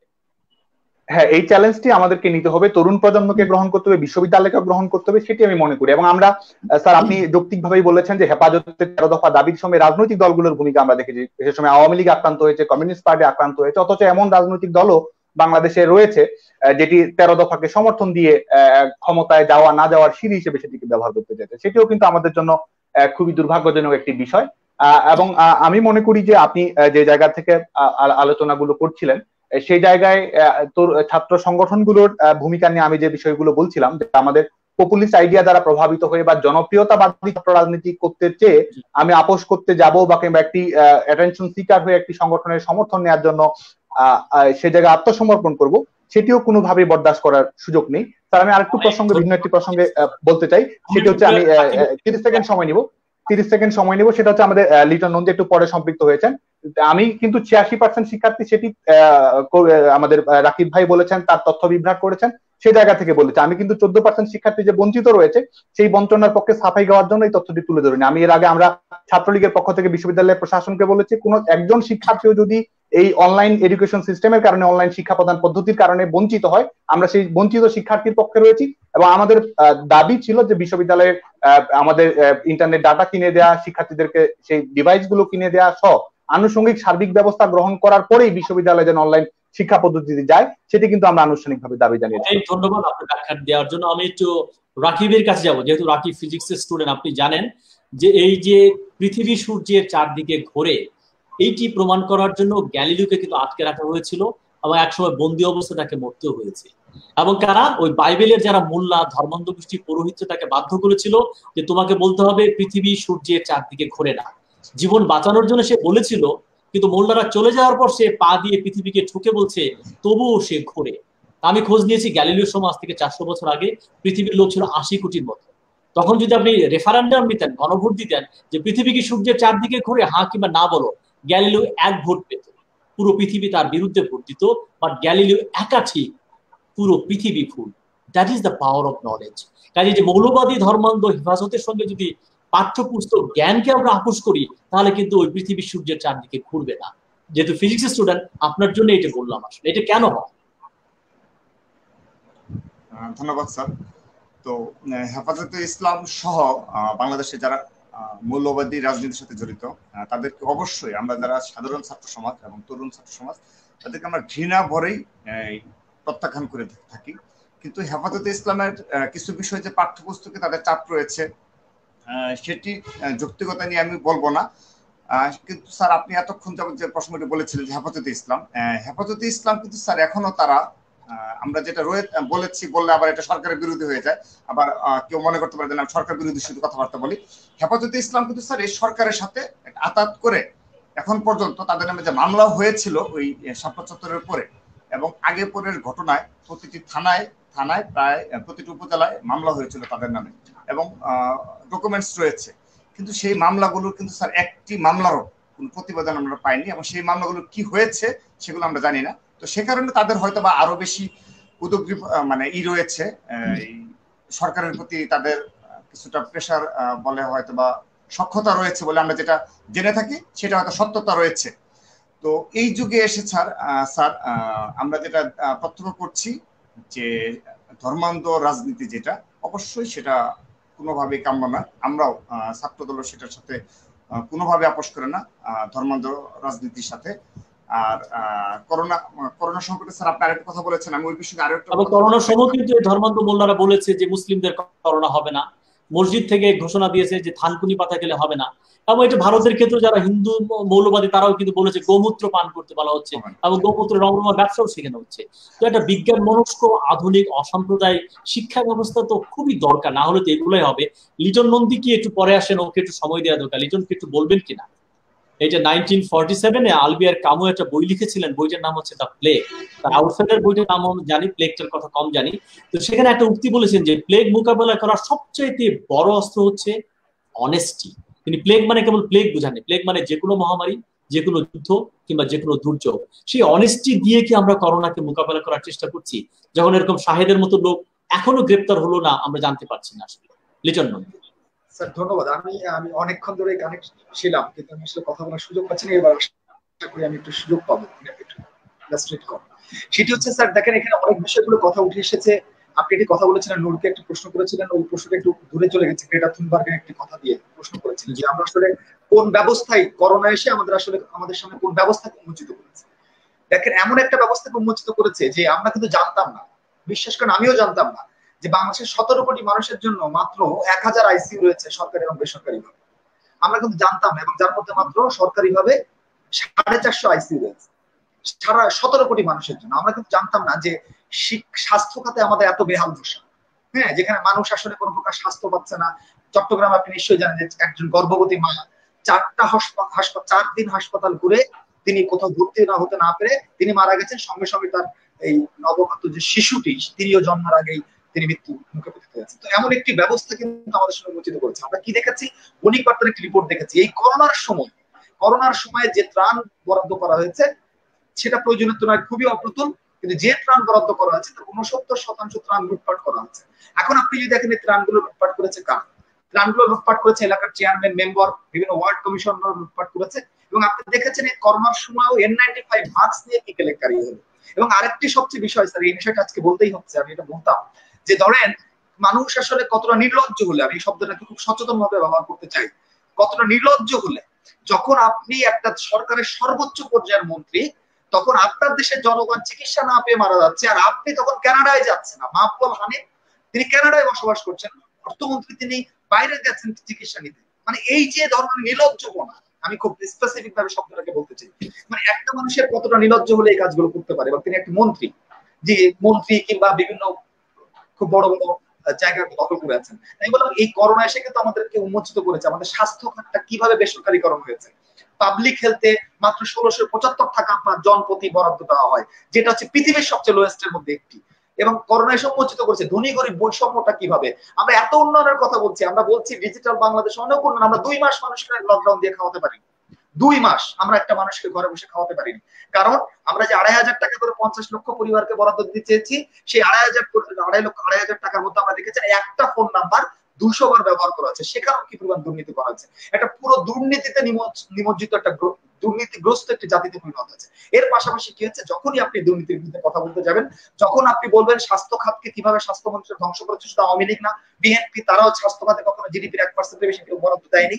কিভাবে স্বাস্থ্য খাতকে ক্রমে ক্রমে বেসরকারি খাতে ঠেলে দেওয়া হয়েছে, পৃথিবীর সবচেয়ে জঘন্যতম স্বাস্থ্য ব্যবস্থা গড়ে তোলা হয়েছে, তখনই আপনার নামে মামলা দেওয়া হচ্ছে। বেসরকারি বেগম রোকেয়া বিশ্ববিদ্যালয়ের সিরাজুল মুনিরাকে তাকে শিক্ষকতা থেকে বরখাস্ত করেছে, তার নামে মামলা দেওয়া হয়েছে। ইসলামী বিশ্ববিদ্যালয়ের ছাত্রলীগের সাধারণ সম্পাদক জি কে সাদিক, তিনি প্রাক্তন মুভির, কলকাতা একটি মুভির তিনি একটি গানের লাইন শেয়ার দিয়েছিলেন, সেজন্য তাকে বিশ্ববিদ্যালয় থেকে বহিষ্কার করা আছে। সাস্টের একজন শিক্ষার্থীকে বহিষ্কার করা হয়েছিল আন্দোলনের চাপে, সে বহিষ্কারাদেশকে প্রত্যাহার করা আছে। আপনি জানেন কার্টুনিস্ট কিশোরের মতো, আমি বললাম এখানে বাংলাদেশের দুই শক্তি। আপনি হেফাজত কওমি শক্তিকে বলছেন, আবার কওমি জননী উপাধি কারা দিয়েছে? কারা হেফাজতের বিভিন্ন বিষয়ে তার কারিকুলামকে পরিমার্জন না করে, তার যুগোপযোগী না করে, সেখানে ইবতেদায়ীকে কিভাবে তারা দাখিল এক ধরনের বিএস বা সমমূল্য করে দিল, কারা করলো? আমি বললাম এই, এবং কি আজকে খুব চমৎকার, আমি সন্ধ্যাবেলা এটা নিয়ে কথা বলছিলাম, শরীয়ত বয়াতি একজন বাংলাদেশের একজন গায়ক, যাকে শুধুমাত্র গান গাওয়ার জন্য তিনি কি বলেছিলেন, তিনি বলেছিলেন হ্যাঁ ইসলামে গান গাওয়া হারাম, এটি যদি কোথাও লেখা দেখাতে পারেন আমি তাকে 50,000 টাকা দিব বা 5 লক্ষ টাকা দিব, এরকম একটা কথা বলেছিলেন। এখানে কি মানহানি হয়, সেই জন্য সেই শরীয়তবাদী আজকে পর্যন্ত জেলে রয়েছেন। এখানে সাংবাদিক কাজল জেলে রয়েছেন, এখানে একজন দিদারুল ভুইয়া যে তার রাষ্ট্রচিন্তার সদস্য কাজ করেছেন, তিনি জেলে রয়েছেন। তাহলে এখন যখন আপনি এই ধরনের ব্যবস্থা নিয়ে কথা বলছেন, লুটপাট নিয়ে কথা বলছেন, দুর্নীতি নিয়ে কথা বলছেন, তখন আপনাকে ডিজিটাল সিকিউরিটি অ্যাক্ট নিয়ে আপনাকে কারাগারে দেওয়া হচ্ছে। একই দিকে আপনার একদিকে সাম্প্রদায়িক ধর্মান্ধ গোষ্ঠী, তারা এখানে একটা খুব গুরুত্বপূর্ণ প্রশ্ন, এখানে অনেকেই রয়েছেন, তারা আসলে এখানে নুরও রয়েছেন, ছাত্রদল রয়েছেন, ছাত্রলীগ রয়েছেন, এখানে আমি সাবেক ছাত্র ইউনিয়নের নেতা হিসেবে বলছি, আমাদের একটা বিষয় করতে হবে, আপনি গণতন্ত্র কোথায়? গণতন্ত্রের ক্ষেত্রে কি আমরা সিলেক্টিভ হতে পারি? না। আপনি যখন বলবেন আমার মতামত প্রকাশের স্বাধীনতা চাই, তার মানে হচ্ছে শুধুমাত্র সিলেক্টিভ, মুক্তির প্রশ্নে কেউ সিলেক্টিভ হতে পারে না। আপনি যখন মতামত প্রকাশের স্বাধীনতা চান, আপনি যখন মুক্তিকামী হন, তাহলে নিশ্চয়ই আপনি যখন কাশ্মীরে নির্যাতিত ওইখানকার মানুষের জন্য যেমন মুক্তি চান, তদ্রূপ ভাবে পার্বত্য চট্টগ্রামে আদিবাসীদের উপর যে নির্যাতন করা হয়, সেই মুক্তির প্রশ্ন আপনাকে থাকতে হবে। যেমন ভারতের হিন্দুত্ববাদী সরকারের বিরুদ্ধে যখন আমি কথা বলবো, এখানে আমার মোল্লাতন্ত্রের বিরুদ্ধে কথা বলতে হবে। এখন আমি যদি বলি যে আমাকে এখানে কথা বলতে দেওয়া হচ্ছে না, এটা হারাম, কিন্তু যদি আমি বলি সমকামীদের রাইট নিয়ে আমি কথা বলতে চাই, তখন বলা হচ্ছে না এটা কথা বলা যাবে না, এটা বলা হলে আপনার সাকিব বিন রশিদকে তাকে গলা কেটে ফেলা হবে। এবং এখানে সরকারও তাকে কোনো প্রকার ট্যাকেল দিতে পারে না, কারণ সরকার যেটা করছে এটা খুব গুরুত্বপূর্ণ, কারণ সে তো জনগণের ম্যান্ডেট নিয়ে আসেনি, এর ফলে তার তো বৈধতা নেই, জনগণের সঙ্গে তার একটা বিচ্ছিন্নতা তৈরি হয়েছে। এই কারণে 2008-এর পরে এসে অনেক ধন্যবাদ, শেষ করি স্যার, একটু শেষ করি। 2008-এর পরে এসে সে যে স্পিরিট নিয়ে করতে পেরেছে, এখন কিন্তু সে পারছে না। তো আমি যেটা শেষ করতে চাই, আমাকে করোনা আমাদের সামনে একটা ব্যবস্থা উন্মোচিত করেছে, যে আসলে কোন ব্যবস্থাটা, যে ব্যবস্থাটা যেখানে শুধুমাত্র 1% লোকেরা 93% সম্পদ থাকে, যেখানে বাংলাদেশ থেকে গত 10 বছরে 6 লক্ষ কোটি টাকা দেশ থেকে পাচার করা হয়, যেখানে প্রায় 1.25 লক্ষ কোটি টাকা ব্যাংক ঋণ খেলাপি রয়েছে, সেখানে আমার গার্মেন্টস ইন্ডাস্ট্রিতে এই করোনার সময় প্রায় 1.5 লক্ষ গার্মেন্টস শ্রমিককে গার্মেন্টস কোম্পানি থেকে ছাঁটাই করা হয়েছে, 25টা রাষ্ট্রায়ত্ত পাটকলকে সেখানে বেসরকারি হাতে ছেড়ে দেওয়ার চেষ্টা করা হচ্ছে। আমি বললাম এমন একটি যেখানে মানুষ অসহায়, যেখানে মানুষ ক্লান্ত পরিশ্রান্ত, যার জীবন নিয়ে নির্বিকার, তখন আমরা জনগণের কতটুকু দায়িত্ব নিচ্ছি? আপনি যদি বলেন আমরা খুবই নিচ্ছি, আপনি পরিসংখ্যানে যান, পৃথিবীর সবচেয়ে লোয়েস্ট কান্ট্রির মধ্যে আমরা একটি, যেখানে জনগণের দায়িত্ব পালনের সরকার করছে। অনেক ধন্যবাদ। আমরা শেষ রাউন্ডে যাব, এই রাউন্ডে আমরা শেষ করে প্রথমে নূরকে দিয়ে শুরু করতে যাই। যে প্রশ্নটি তোলা হয়েছে যে আমাদের যে স্বাস্থ্য ব্যবস্থা যে কতটা নাজুক এবং ভঙ্গুর এবং কতটা দুর্নীতিগ্রস্ত, এটা কিন্তু করোনার সময় আরো হা হয়ে বেরিয়েছে। আমরা দেখলাম যে আমাদের সাবেক স্বাস্থ্যমন্ত্রীকে একটা বেসরকারি হাসপাতালে মরে যেতে হলো, আমাদের ডিজি হেলথ চিকিৎসা নেওয়ার জন্য সিএমএইচে চলে গেলেন, এবং আমরা দেখেছি যে কোট আনকোট গ্রেটার ভাষায় সেই স্বাভাবিক সময়ে আমাদের মন্ত্রী ব্যবসায়ী কেবল আওয়ামী লীগ না, বিএনপি সমাজে বড় ব্যবসায়ী আমরারা, তারা সামান্য হাঁচি কাশি লন্ডনে চলে যান, সিঙ্গাপুরে চলে যান, সৌদি আরবে কেউ কেউ যান, এবং নিজের পক্ষে ভারতেই যান। তো তারা যদি নিজেরা তাদের স্বাস্থ্য ব্যবস্থার প্রতি বিশ্বাস না রাখেন, আস্থা না রাখেন, এটা কি আদৌ ভালো হবে? এবং ইন্টারেস্টিং হচ্ছে করোনা এমনই একটা বাজে জিনিস, সে কানাডাতেও ঢুকে গেছে, সে লন্ডনেও ঢুকে গেছে, সে সিঙ্গাপুরেও ঢুকে গেছে, সে ভারতেও ঢুকে গেছে। পালানোর কিন্তু খুব ভালো রাস্তা নাই, যদি না আমরা আমাদের স্বাস্থ্য ব্যবস্থা নিজেরা ঠিক করি। এই করোনা কি আমাদের নতুন উপলব্ধি তৈরি করবে, রিয়েলাইজেশন তৈরি করবে, নাকি আমরা আবারও গ্রিডি, লোভি, ক্রেভিং ফর মানি সেরকম জায়গায় থাকবো? নূর, যদি শেষ পার্টে আপনি বলেন, 3 মিনিট, প্রত্যেকে 3 মিনিট করে আমরা শেষ করব। প্রথমে স্যার, আপনি বিশেষ করে সাম্প্রতিক কালে আন্তর্জাতিক বিভিন্ন গণমাধ্যম বা যারা গণতন্ত্র, মানবাধিকার, সুশাসন, ন্যায় বিচার এগুলো নিয়ে কথা বলে, লেখে, তাদের লেখাগুলো পড়ে আমি যেটা দেখেছি যে তাদের অনেকেরই একটা কমন অবজারভেশন উঠে এসেছে যে করোনা পরবর্তী বিশ্ব রাজনীতি আরো কর্তৃত্ববাদী হবে, রাষ্ট্রগুলো আরো অগণতান্ত্রিক হবে, গণমানুষের উপরে শাসক গোষ্ঠীগুলো স্বৈরাচারী আচরণ করবে, নজরদারি বাড়াবে এবং তাদের চলাফেরাকে ডিভাইসের মাধ্যমে নিয়ন্ত্রিত করবে, যেটা এখন চায়নাতে হচ্ছে। তো এই অবস্থায় আমরা এই করোনাকালীন সময়ে বাংলাদেশে যে চিত্র দেখতে পাচ্ছি, তাতে মনে হয় না যে আসলে মৌলিক কোনো পরিবর্তন হবে। এখন হয়তো আপনি যেহেতু আন্তর্জাতিক পরিমণ্ডলে আপনার এই ভুয়া করোনা টেস্টে বিদেশে গিয়েছে, সেই রিপোর্টটি প্রকাশিত হয়েছে, সে কারণে হয়তো এই স্বাস্থ্য খাতের দুর্নীতিবাজ শাহেদ কিংবা তার আগে আপনার এই যে সাবরিনা বা আরিফ, তাদেরকে দেখতে পেলাম। কিন্তু আপনি যদি দেখেন, তারা প্রত্যেকেই কিন্তু সরকারের খুবই নিকটজন, সরকারের খুবই কাছের লোকজন। এর আগে যারা ধরা পড়েছে, আপনার জিকে শামীম ক্যাসিনো কাণ্ডে যারা জড়িত ছিল, প্রত্যেকেই কিন্তু সরকারি দলীয় লোকজন। এখন সরকারের এই ক্ষেত্রে যদি আচরণটা দেখেন, যে তারা পদ থেকে যা সরাচ্ছে, তাদের বিরুদ্ধে কোনো শাস্তিমূলক ব্যবস্থা নিচ্ছে না, কাজে অপরাধীরা তো কোনো ধরনের আপনার আতঙ্কে নাই যে তাদেরকে অপরাধ করলে শাস্তির মুখোমুখি হতে হবে। এবং বাংলাদেশের স্বাভাবিক সময়ের চেয়ে যদি আপনি দেখেন, এই করোনাকালীন সময়ে ভিন্ন মতের দমন পীড়নে সরকার ডিজিটাল নিরাপত্তা আইনকে বেশি ব্যবহার করেছে, মানুষের প্রতিবাদকে থামানোর জন্য পুলিশ দিয়ে গ্রেপ্তার করেছে। এই করোনাকালীন সময়ে ত্রাণ বিতরণ করতে গিয়েও মানুষ হয়রানি হচ্ছে পুলিশের হাতে। কাজী সেই ক্ষেত্রে আমার কাছে মনে হয় না যে রাজনৈতিক দলগুলোর মধ্যে মৌলিক কোনো পরিবর্তন। এখন আমি বলছি না আরেকটু, তবে অবশ্যই হবে যে শুনেন, জনগণ তো ওভারঅল যেটা বলে যে শক্তি তো জনগণের কাছে, কাজে জনগণ যদি জেগে ওঠে, তাদের যদি উপলব্ধি হয় যে আমাদের দ্বারা শাসক, এমপি, মন্ত্রী, প্রধানমন্ত্রী, রাষ্ট্রপতি, বিরোধী দল, তারা কথায় কথায় ঠান্ডা জ্বর হলে লন্ডন যায়, বডি চেক আপ করতে সিঙ্গাপুর যায়, সুতরাং তারা তো এই দেশের মৌলিক জায়গায় হাত দিবে না, কারণ তাদের তো বাসা বাড়ি লন্ডন, তাদের ফ্যামিলি তো বাইরে থাকে। এই রাজনীতির সেটআপটাকে চেঞ্জ করতে হবে, যার জন্য আমরা মনে করি নতুন ধারার রাজনীতি দরকার। করোনা যখন লন্ডনেও চলে গেছে, তখন তারা একটু পরিবর্তন হবে কিনা, চেঞ্জ হবে কিনা? আমার মনে হয় আসলে তাদের মধ্যে চেঞ্জ হবে, একটা নতুন নেতৃত্ব আসতে হবে, রাষ্ট্র পরিচালনা একটা নতুন ব্যবস্থার উদ্ভব ঘটাতে হবে, অন্যথায় এই ব্যবস্থা থেকে আমরা আসলে সহজে মুক্তি পাবো বলে আমার মনে হয়। জি, অনেক ধন্যবাদ। সাদ্দাম যদি একটু বলেন, আমি সাধারণত ক্লাসে যে টুকটিতে বলি। থ্যাংক ইউ স্যার, আমি একটু চলে যাচ্ছি তাহলে। ওকে ওকে নূর, আপনাকে অনেক ধন্যবাদ যুক্ত হওয়ার জন্য। আবার দেখা হবে আপনার সঙ্গে। Many many thanks. সাদ্দামকে আমি একটু প্রশ্ন করতে চাই। আমরা যেটা বলি, আমি একটা ভলন্টিয়ারে উক্তি করি, আপনি আইনের ছাত্র, আপনি আরো ভালো জানবেন, এই যে আমি তোমার সঙ্গে দ্বিমত করতে পারি, কিন্তু তোমার কথা বলতে দেওয়ার জন্য আমি আমার জীবন দিতে পারি। এইটা হচ্ছে ডেমোক্রেটিক ভ্যালুস। মূল্যবোধের মূল কথা হচ্ছে টলারেন্স, পরমত সহিষ্ণুতা, ভিন্ন মতকে সহ্য করা। সেরকম জায়গায় কি বাংলাদেশে সংকুচিত হচ্ছে কিনা?